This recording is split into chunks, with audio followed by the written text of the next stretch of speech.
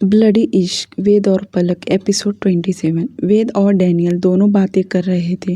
वेद गुस्से में डैनियल से कहा, बस अब बहुत हो गया, मैं बर्दाश्त नहीं कर सकता। जब तक मैं उसे जान से नहीं मारूंगा तब तक मुझे चैन नहीं मिलेगा। डैनियल वेद की बातें बड़े गौर से सुन रहा था और वह उसका गुस्सा भी देख सकता था। डैनियल उसे समझाते हुए कहा, वेद, जल्दबाजी में कोई गलत काम मत कर देना जिससे तुम्हें पछतावा हो। हमें बहुत सोच समझ कर प्लान करना होगा ताकि चूहा बिल में से निकले। तुम अगर ऐसे ही उसे ढूंढोगे तो वह इतना जल्दी तुम्हें मिल नहीं सकता क्योंकि वह छुपकर वार कर रहा है। हमें भी उसी तरह जाल बिछाना होगा जैसे कि उसने बिछाया या बिछाने वाला है।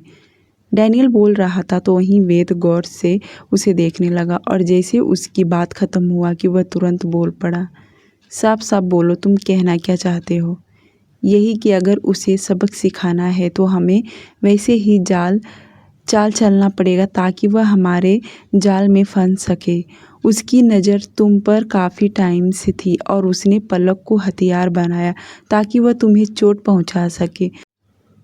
तो जिस तरह तुम उस दिन पलक को घुमाने के लिए लेकर गए थे उसी तरह एक बार फिर से लेकर जाओ ताकि वह फिर से तुम पर वॉर करे। पर इस बार उसे हम लोग वॉर करेंगे। क्या कहते हो तुम? वेद तुरंत बोल पड़ा, बिल्कुल भी नहीं। मैं उसे उस रूम से बाहर तक नहीं जाने दूंगा। और तुम कह रहे हो एक बार फिर से उसके सामने पेश करो ताकि वह उसे जान से मार दे?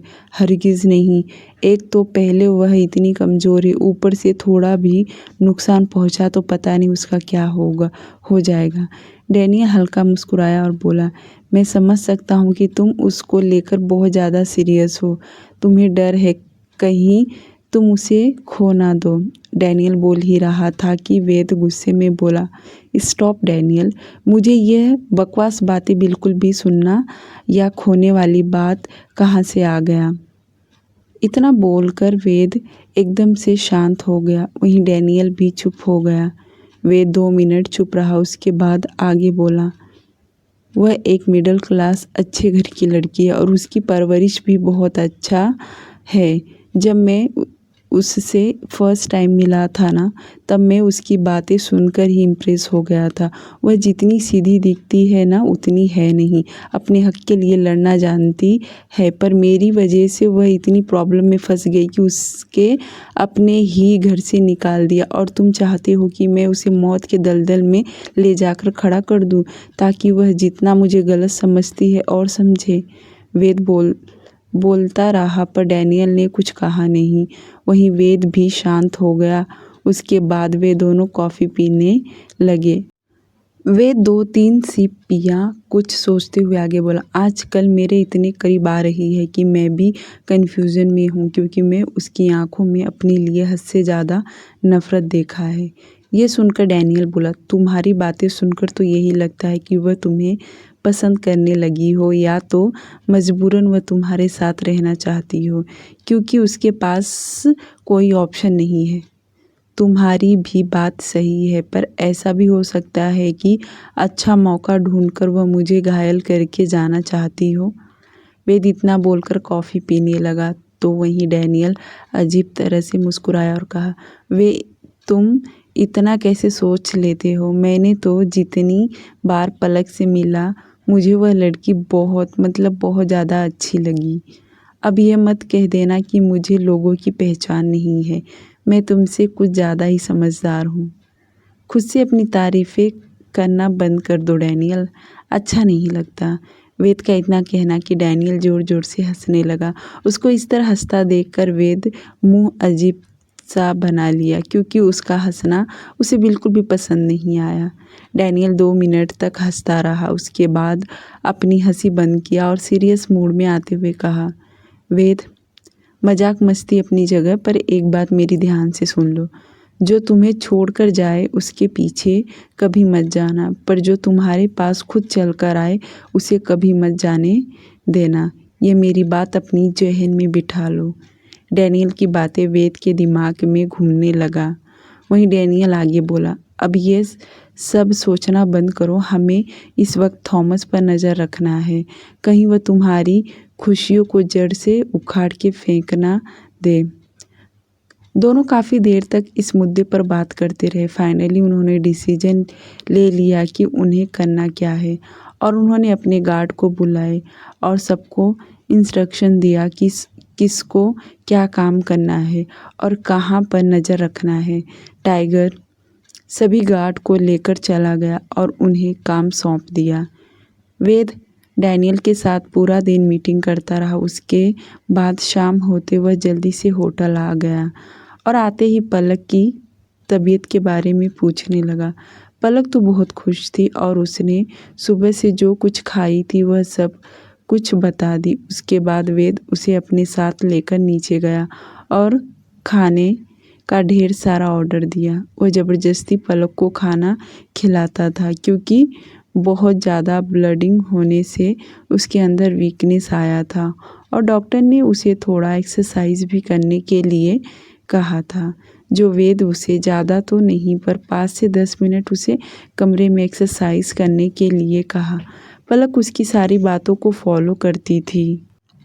आफ्टर 1 वीक्स देखते देखते 8 दिन और बीत गया। वेद और डैनियल ने थॉमस पर नज़र रखने के लिए कहा था।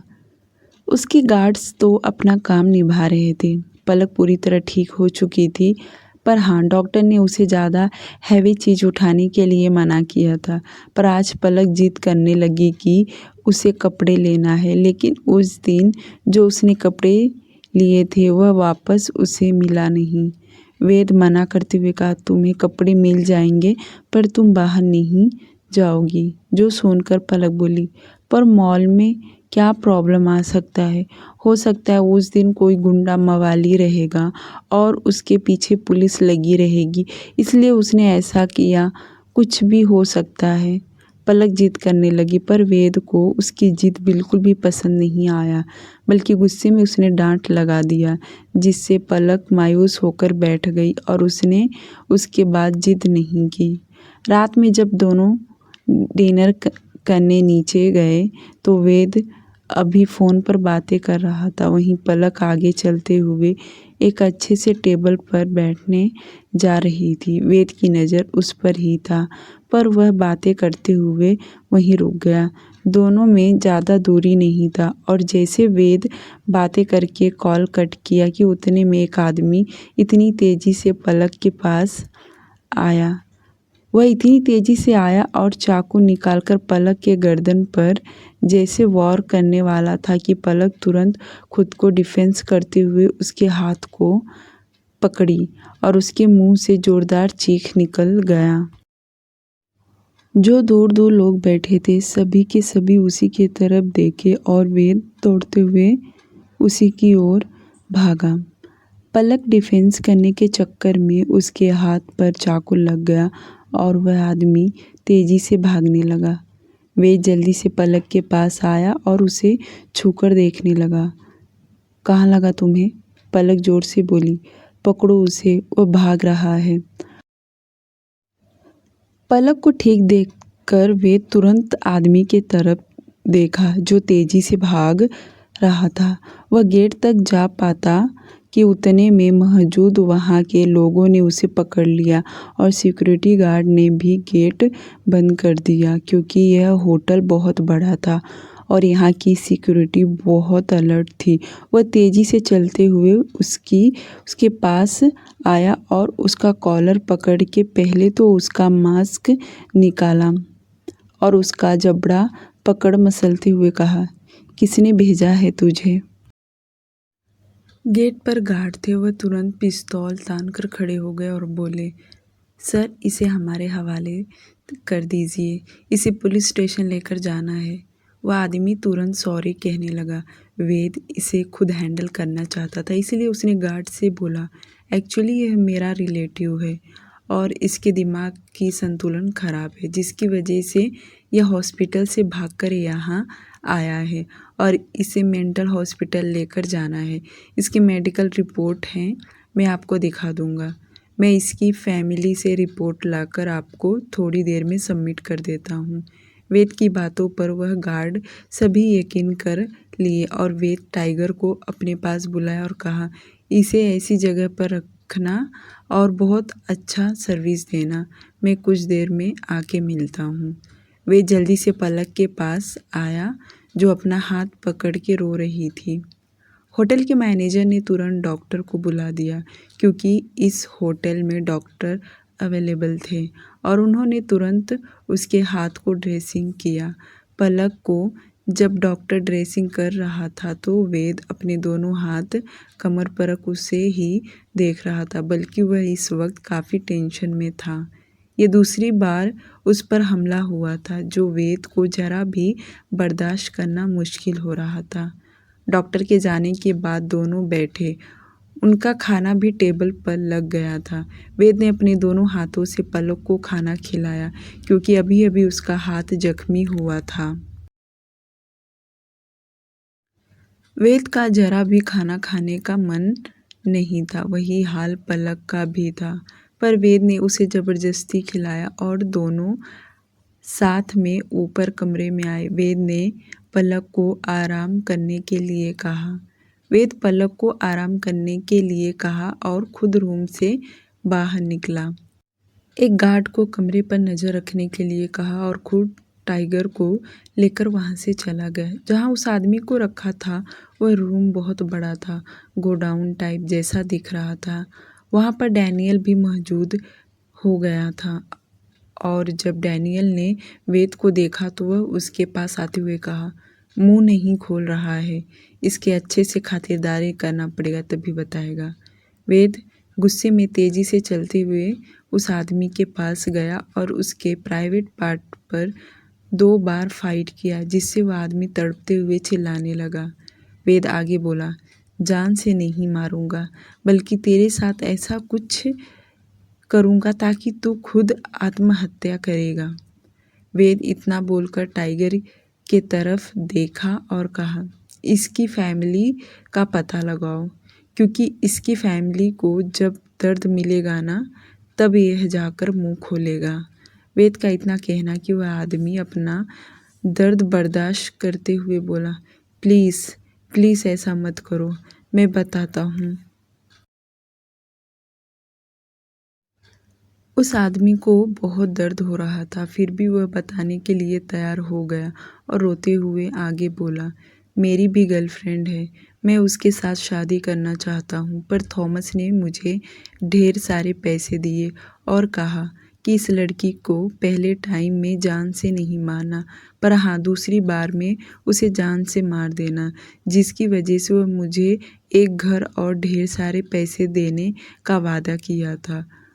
वैसे उसने मुझे काफ़ी पैसे दे चुका है।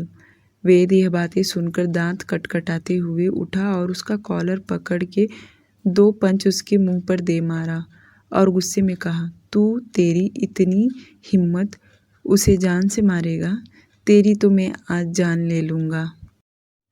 यह देख डैनियल ने तुरंत आकर वेद को पकड़ लिया और कहा, होश में आओ वेद, अगर यह मर गया तो थॉमस नहीं मिलेगा। डैनियल वेद को पकड़कर साइड में किया और उस आदमी से बोला, आगे सब कुछ सच सच बताना वरना तेरे साथ हम लोग बहुत बुरा करेंगे, साथ में तेरी फैमिली के साथ भी। टाइगर उसका रिकॉर्डिंग करने लगा और वह आदमी को जितना कुछ पता था वह सब कुछ सच सच वेद और डैनियल के सामने बता दिया। टाइगर ने तुरंत उस आदमी को इंजेक्शन देकर बेहोश कर दिया। वेद और डैनियल दोनों बाहर निकलकर कार में बैठ बातें करने लगे। डैनियल बोला, अब हमें बहुत कुछ पता चल गया है, अब हमें ऐसे कदम बढ़ाना है ताकि एक ही बार में इसका काम ख़त्म कर दे। वेद भी हाँ कहा और दोनों वहाँ से चले गए। वेद देर रात से जब होटल पहुँचा और अपने रूम में आया तो पहले जाकर फ्रेश हुआ। उसके बाद जब बेड पर आया तो पलक को देखने लगा जो अपने हाथ फैलाकर सो रही थी कि वेद एकदम से उसके पास आया और उसको गौर से देखने लगा। वह सोई तो थी पर उसके चेहरे पर बहुत थकावट दिख रहा था। वेद उसका हाथ अपने हाथ में लेकर देखने लगा जिसमें पट्टी बंधी हुई थी। काफ़ी देर तक वेद उसे देखता ही रहा। उसके बाद उसके बगल में लेटे उसके बालों में अपना हाथ फेरते हुए बहुत कुछ सोचने लगा और इसी तरह वह भी सो गया। अगली सुबह वेद जल्दी उठा और पलक को उठाया। दोनों साथ में उठे।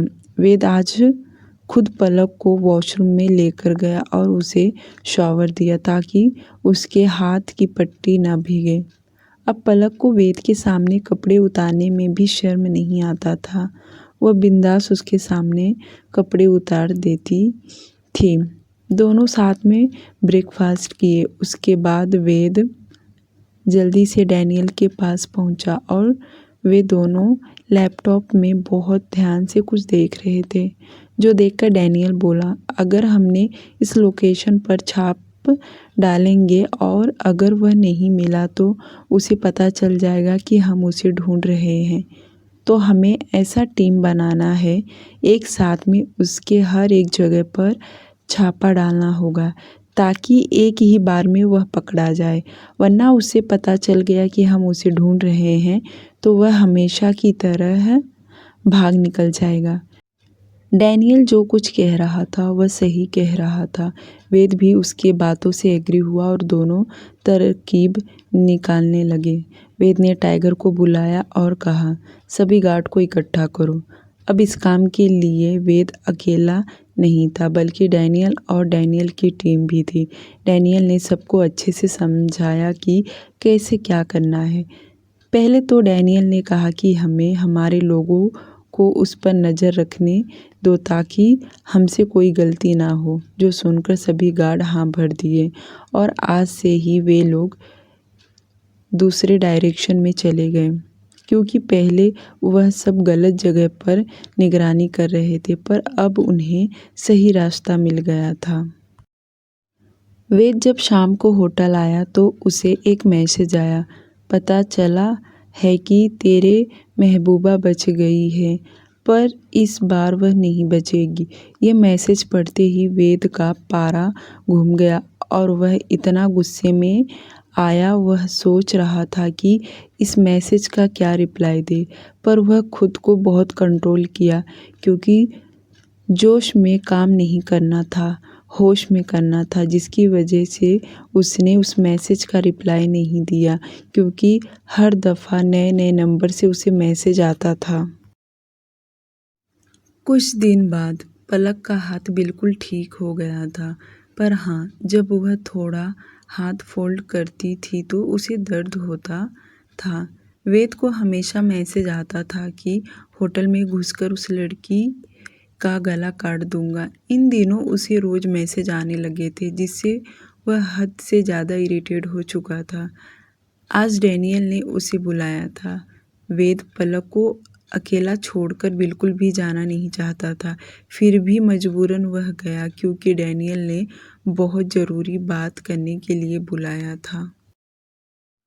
जब वेद डैनियल के पास पहुंचा तो डैनियल ने उसे खुशखबरी देते हुए कहा, थॉमस ज़्यादा दूर हमसे नहीं है और इस बार तुम्हारे एक नहीं बल्कि दो दो दुश्मन का सामना होने वाला है।